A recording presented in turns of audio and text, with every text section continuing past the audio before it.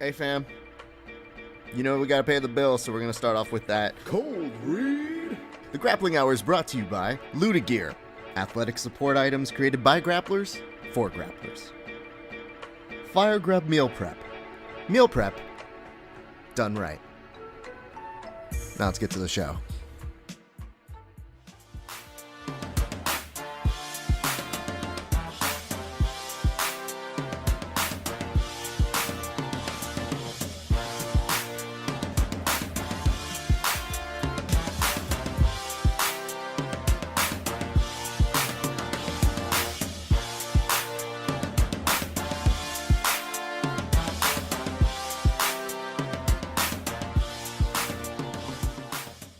Bless me, Helio, for I've sinned. Thank you guys for giving me a week off. I don't take many weeks off. You know, it's such a blur. I don't even remember what I was doing last week, but I said I'd need to take this weekend off. Was I drinking? I don't know. It's one of those rare instances where, oh, right, that's right. A Verbal Tap was celebrating 6 years, which is no big deal. I mean, I'm not going to bore you with all those details. However, I'm sure that you guys have been waiting on pins and needles for at least an update on a little bit of No Defense November. A funny story on that. I told one of my friends, I said, you know, I'm doing this thing this month called No Defense November. And one of my friends said, what? Well, that's dumb. And I said, well, you think Sober October is cool and that's a fun thing? He's like, no, I mean, dude, your jiu-jitsu is an art. And you just really be proud of what it is that you do. I'm highly skeptical when people are complimentary. I think he was setting me up so that he can fuck me up the next time we roll. So I get it. I understand. But it has yielded some interesting results. I spent maybe every day the past couple weeks, because here's the thing. I'm in the middle of Thanksgiving, and if there's one thing I truly hate, and I really mean this, guys, it is trying to train around the holidays. I am a meticulous planner. So when the holidays come up, I'm the guy who actually sits down with a calendar, figures out the times that I can and cannot train. Because your family, they have this whole thing about wanting to spend time with you. I understand. It's super overrated. And it's really hard for me to explain to them on multiple occasions. Oh, wow, yeah, I could eat that food. Yeah, no, that looks good. But I probably shouldn't, because that's going to be at least 2 more rounds to work that off. That's how I think. And it's terrible because no one else gives a shit. You can literally sit there and figure out all the math. You're still going to end up eating it. You know, I do jiu-jitsu in great part so that I don't have to worry about always obsessing over working out. It usually evens itself out, except around Thanksgiving, where, I mean, you put one helping of turkey onto your plate. Just seriously consider it. Like, when your metabolism goes up, you don't get to just have 2 rounds, have a light day, and go, ooh, thanks, everybody. That was a lot of fun. I worked out really well. It's just, I can eat whatever I want. And you get to a certain age, you're just like, oh, God, I feel like garbage after eating this.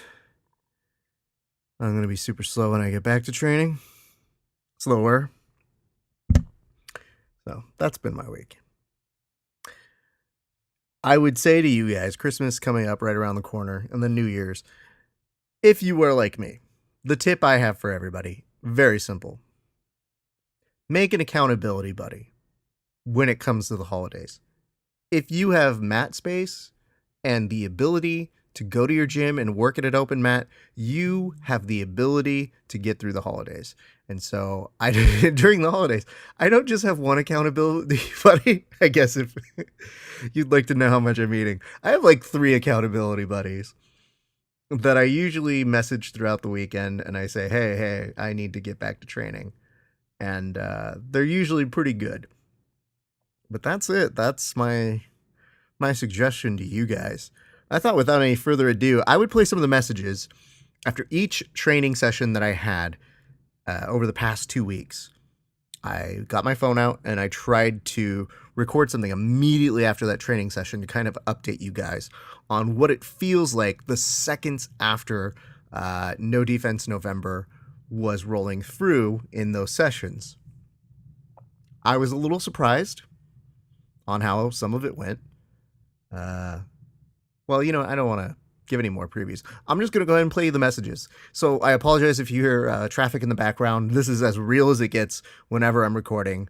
Otherwise, I have to sit here at the computer and try and recall every single moment. But I wanted you guys to feel the exact intensity, the inner monologue thoughts that I have, and really get a sense of the who, what, where, when, and why of the training sessions.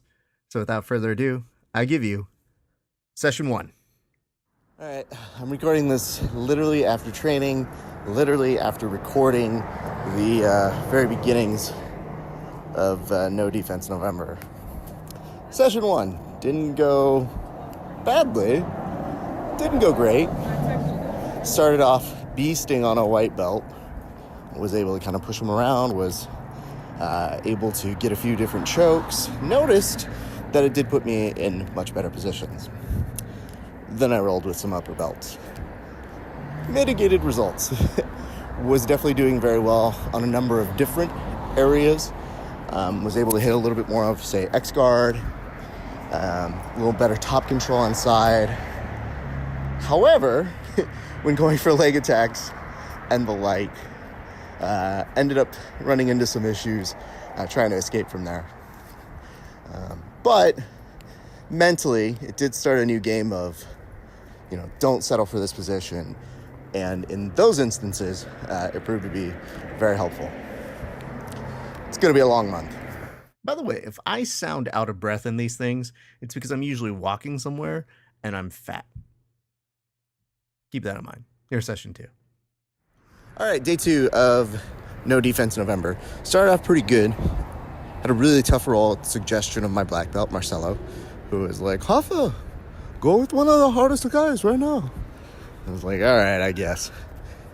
Had a pretty successful one. I was a little bit more aggressive than I normally am, which is great. Here's the thing that's interesting. I think there are a few people who might be catching on. They might be listening, I'm not sure.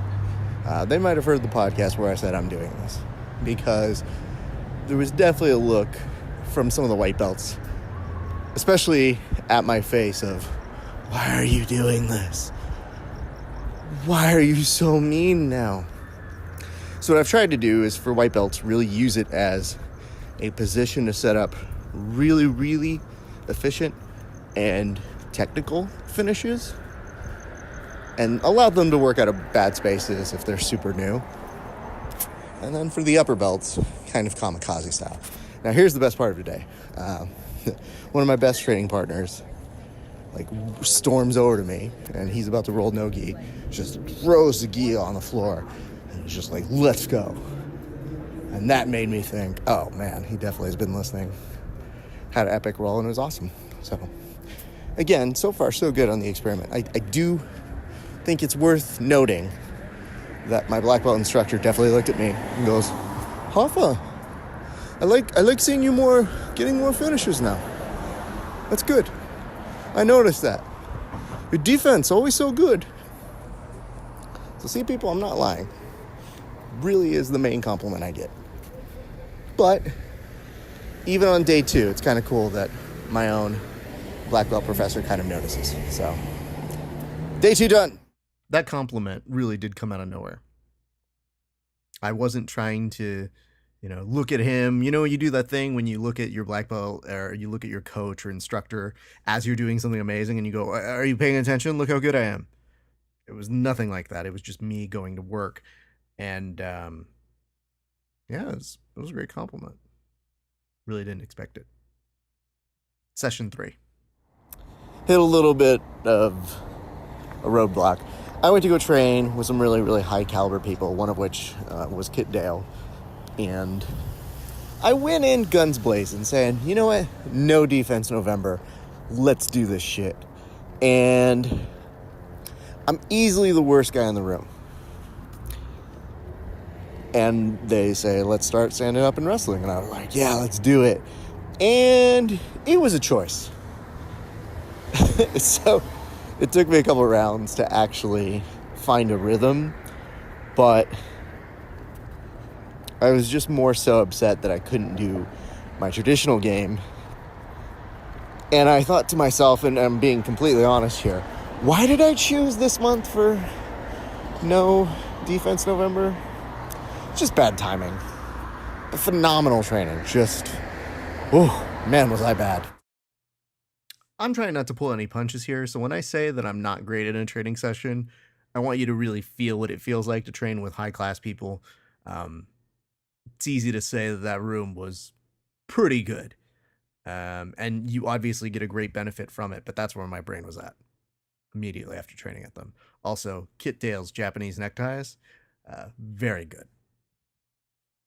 He's one of the few people who catches me with that. And don't hear that as a challenge, like you need to catch me with Japanese neckties. It's a rare move, and most of the time, the percentage is rough. So, chill. Session 4. I went to go train again with Kit and a couple cronies there. It wasn't as bad. I didn't get my ass kicked as bad. But I definitely modified. It wasn't like cheating. It wasn't like resorting straight to defense. It was more so a mentality. It just took over. It said, maybe you're not the best in the room, but you can modify what you're good at to be more aggressive in those situations. And it was a continuation of being able to pull it off on people that I could easily do it, like say on some white belts, and trying to pull it off against much, much higher caliber people. And that, my friends, felt a little bit better. So that was cool. Whenever we're trying to make something implemented in real training, in real life situations, I guess what you want to call it, is very difficult. Kit goes on and on about drilling, and I would love to espouse what he says, but I believe he does it very well for himself. Here's my general belief on the whole thing, which is I'm too stupid to just do something. My body just doesn't work without some form of drilling. But I'm a big believer in working against that resistance. So one of the best parts is if you're in a room full of killers who are going to resist at high power, often greater than my own, and I'm able to make small incremental changes and modify them, that's a win for me. Granted, I still was kind of shitty, but I was less shitty that day. Session 5. Today was a wrestling day. These are tough days because I'm really not good at wrestling. But man, am I trying to work around my limitations. I always feel slow in wrestling. It's because I know I'm slow. So I try to be smooth. Not smooth. I have this thing where when I know I'm the worst in the room, I don't feel bad about being the worst in the room. I actually feel good about that. I feel good knowing that the room is good and that they're going to rise the tides. That's the hope. But it's a grit. It's a hard day of training and surrounded by very, very positive people. So my hat's off to my buddy Elliot, who leads the class. And a group full of phenomenal wrestlers. But when you do take that look around and you are saying to yourself, man, I'm the worst in the room, the one thing I always remind myself is, but at least you're in the room. And once I remember that, none of it really matters. Then I usually fall on my face a bit, and that usually hurts. But, yeah, I just try to make sure it's funny. But yeah, it's day 5 of No Defense November, and if I'm being honest, even at wrestling today, I cheated a little bit. Went more into defensive or counter wrestling, but, that's harder. Doing it for wrestling is way harder than doing it for just jiu-jitsu, because jiu-jitsu, I have tricks, things that I can fall back on. Wrestling is more like Let's see what happens here. Wish for the best. Okay, you might be hearing it in my voice right about now. Wrestling days are no joke. Here, you can really hear my frustration. It is as simple as this. I don't get mad at my training partners or think like that. I just get really frustrated with myself. And if I can't feel like I'm pulling out at least what I deem as a good performance or a good um, kind of training session from myself, then I will tend to be a little hard on myself. But there is a consistent theme of worst in the room that I hear just removed from it all. And I think from that, I think it's one of the things that you find, or at least I hear in myself when I'm re-listening to this, which is, oh shit, that's the grit. That's the frustration that I hear of trying to implement something new and thinking, fuck, I suck so bad. We move on. Session 6. I had some hard rounds with a good friend of mine, helping them get ready for a big tournament, and just concentrated on really trying to help them. The hardest part about this particular thing is when I'm pressing them to go a little bit more intense, but I'm not trying to hurt them. So I am playing a little bit more defense here. Here's a great compliment, one I did not expect. And this is from a person who knows my game very, very well, who I haven't trained with in a bit. And as a result of No Defense November, they literally looked at me and they said, man, your wrestling game has really come a long way. That's a huge compliment. Honestly, especially to somebody who I look up to so much in terms of their jiu-jitsu guidance and their game. It was surprising. And on a day that I'm normally helping them prepare for a tournament, I didn't expect to get a compliment. And I felt better, even though I had to play a little defense to kind of help them out. But that was pretty dope. That's a pretty cool thing. Especially coming after a really, really tough training session earlier that day. That just a few hours later, I recorded that. And you can hear in my voice, I'm better. I feel like I was helpful to a friend. I felt like I was useful. So even though I was pissed at myself that I was going into hyper defense mode in wrestling, I felt overwhelmed. That same day, a little bit later, I was able to pull it back together. And as a result of it, I got a compliment from somebody I respected. So these things have a way of happening when you least expect it. Session 7. Today I went back over to Kits with Jevons, and it was a lot. I definitely tried to get my focus on. I was definitely rolling with bigger guys, so I started my week off very rough. I will say again, and this is really cool to note, it's easy to get intimidated when you're rolling with bigger guys and to fall upon those defensive areas. However, if you play too much defense, those guys are just on top of you, and your body will deteriorate. So there is kind of an incentive to playing on top. And it was interesting because I did notice a lot of the guys were looking at each other, and there was one moment all of them looked at each other and definitely said the thing, man, this guy's got good defense. Yeah.